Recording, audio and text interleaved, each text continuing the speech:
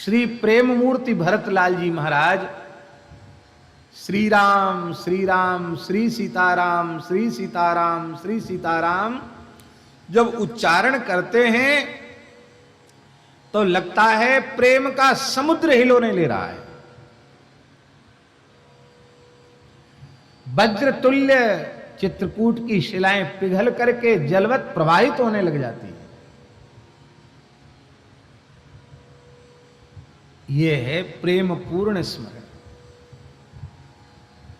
स्मरण करते ही हृदय भरावे, कंठ भरावे, नेत्रों से प्रेमाश्रुधार बह चले।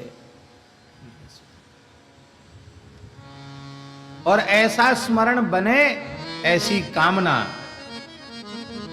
श्री चैतन्य महाप्रभु ने की। शिक्षाष्टक में श्री चैतन्य महाप्रभु कहते हैं, नयनम गलदश्रुधारया बदनम गद्गद रुद्धया गिरा पुलकै निचितं वपुः कदा तव नाम ग्रहणे भविष्यति।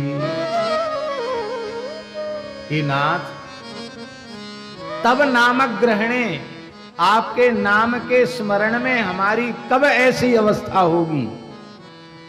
आपका नाम लेते ही नयनंगलदश्रुधारया, नेत्रों से अविरल अश्रु प्रवाह चलने लग जाएगा, कंठ भराएगा, हृदय द्रवित हो जाएगा, शरीर रोमांचित हो जाएगा। इस पद्धति से यदि एक बार भी श्री सीताराम मुख से निकला तो समझ लेना कि हां, आज नाम जप की, एक नाम जप की संख्या पूरी हुई। आज सही अर्थ में हमने एक नाम लिया। अब वैसे अपराध क्षमा हो, हम ये नहीं करें कि बाकी नाम झूठा है, ऐसा कभी नहीं, सोच भी नहीं सकते स्वप्न में, लेकिन वस्तुतः ये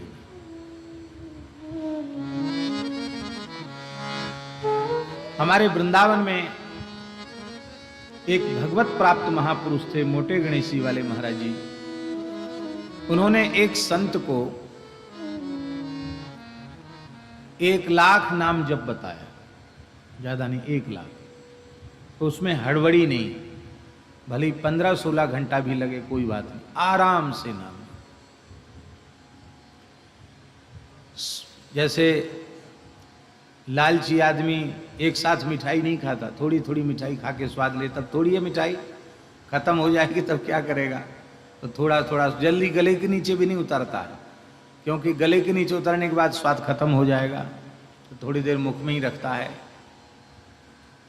एक महात्मा थे, बड़े प्रेमी थे, नाम भी उनका प्रेमदास जी था। सुदामा कुटी के कुछ समय तक कुठारी भी रहे और पूज्य श्री बड़े महाराज जी, अनंत श्री संपन्न श्री सुदामा दास जी महाराज के वे शिष्य थे। एक गौड़िया महात्मा थे, श्री विपिन बिहारी दास जी, बहुत अच्छे महात्मा। वो बनाने पाने के बड़े प्रेमी थे, बड़े सुंदर सुंदर व्यंजन बनाते, ठाकुर जी को भोग लगाते, कभी कभी हमको भी बुलाते थे। तो केला की खीर बहुत अच्छी बनाते, पके केला की खीर, अमरस बहुत अच्छा बनाते। तो महात्मा प्रेमदास जी बड़े प्रेमी थे, तो उन्होंने अमरस लिया, मिथिला से आम मंगाया, बढ़िया, क्या कहना, मिथिला का आम तो मिथिला का आम है। हम लोग कहाँ थे, रुदायन में, तो श्री मखान बाबा मिथिला का आम लेके और चूड़ा लेके पहुंचे थे। और चित्रकूट आए तो श्री किशोरी शरण जी महाराज सीतामढ़ी मिथिला से चूड़ा और मिथिला का आम लेकर के आए। कितनी संतों की कृपा है। तो महाराज वो क्या किया उन्होंने, वो महात्मा ने, हम भी बैठे थे, पाने मने आमरस का खूब भर के घूट लिया और फिर गले के नीचे काफी देर हो गई। तो हमने कहा क्या कुछ अटक गया है मुंह में, क्या बात है। आंख खूब प्रसन्न। अरे बोले बाद में धीरे धीरे घूट के बोले, अरे गुरु भाई, एक कटोरी अमरस है, ये तो 2 घूट में भीतर चला जाएगा, स्वाद फिर क्या रह जाएगा। इसलिए धीरे धीरे मुंह में भर के स्वाद लेते हैं, तब गले के नीचे उतारते। ऐसे ही खूब नाम का रस लेते हुए लालच पूर्वक प्रतिपदम पूर्णामृतास्वादनम, प्रतिपदम प्रतिपद में पूर्ण अमृत का स्वाद देने वाला है, आनंदाम्बुधि वर्धनम, आनंद के समुद्र को बढ़ाने वाला है। स्वाद ले लेकर के, अनुभव करते करते एक लक्ष्य नाम जप करना। नियमावली बता दी, सवेरे 3 बजे आसन छोड़ देना, फिर आवश्यक शुद्धि करके यमुना जी जाना, यमुना स्नान करके फिर जप में लग जाना, दिन भर जप करना, और शाम को बिहारी जी की शयन आरती करना। शयन आरती के उस समय तो भीड़ भी बहुत कम होती थी। शयन आरती के लिए जाते समय नीचे ही दृष्टि रखना, किसी मनुष्य मात्र की ओर नहीं देखना, आकर के विश्राम करना।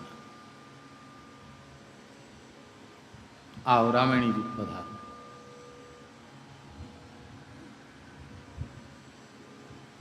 विराज।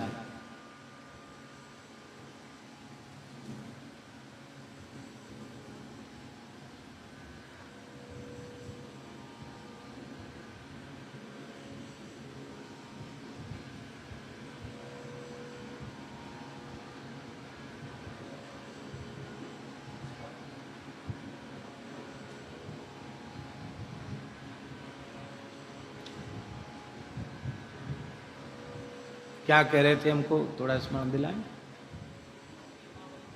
हाँ, तो नियमावली उन्होंने बताई कि इस प्रकार से आपको रहना है, और प्रसाद की व्यवस्था ऐसी, कुछ चना चवेना कुछ खा लें। अब उन्होंने महाराज जी नहीं कर दी प्रसाद, ये दिखाना है, खाने पीने की चिंता नहीं करनी, बस थोड़ा आहार लेना ही, दिन भर साधन करना है। और मंगलवार हमारे पास थोड़ी देर के लिए आना, बस।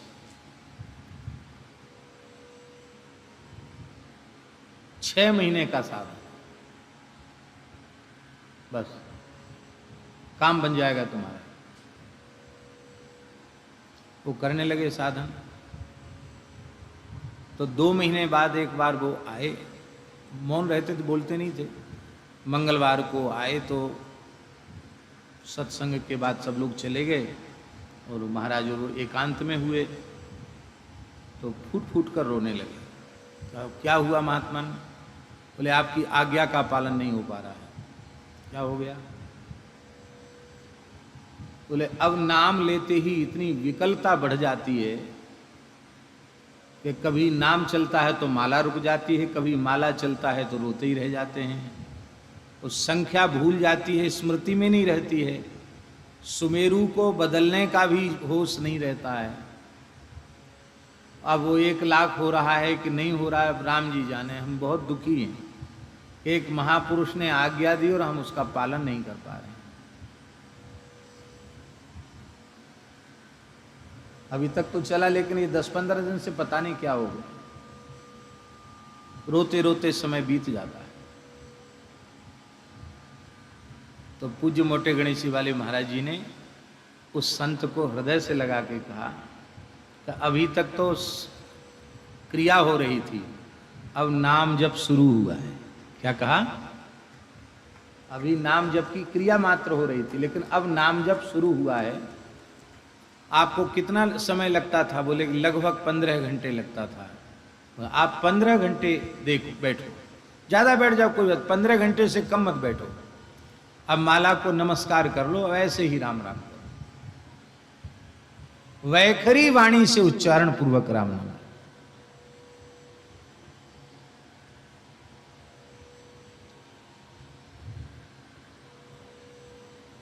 योग की पद्धति से भी अजपा खुलने की एक विधि है।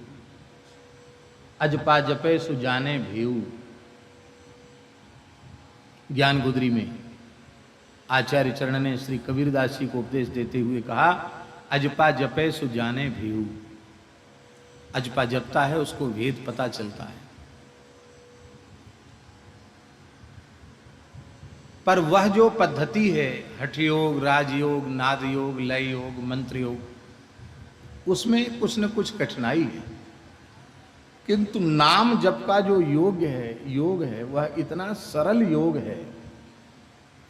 बहुत ध्यान से सुने, नाम जप का योग इतना सरल योग है, केवल और केवल कुछ भी न हो, स्वाद आवे न आवे, भाव हो न हो, जागृति भाव की होवे न होवे, मन लगे या न लगे, किसी भी पद्धति से केवल और केवल नाम के लिए अपना समर्पण कर दो। होते होते होते होते होते होते नाम जप करते करते करते करते अपने आप भाव का जागरण होने लगता है।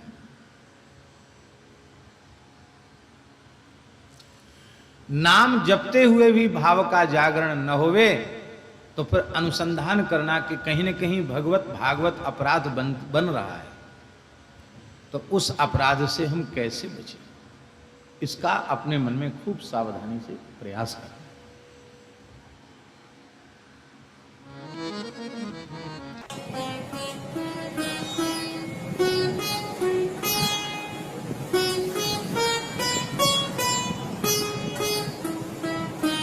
श्री सीताराम प्रतिदिन सत्संग एवं दर्शन के लिए श्री महाराज जी के ऑफिशियल चैनल को जरूर सब्सक्राइब करें।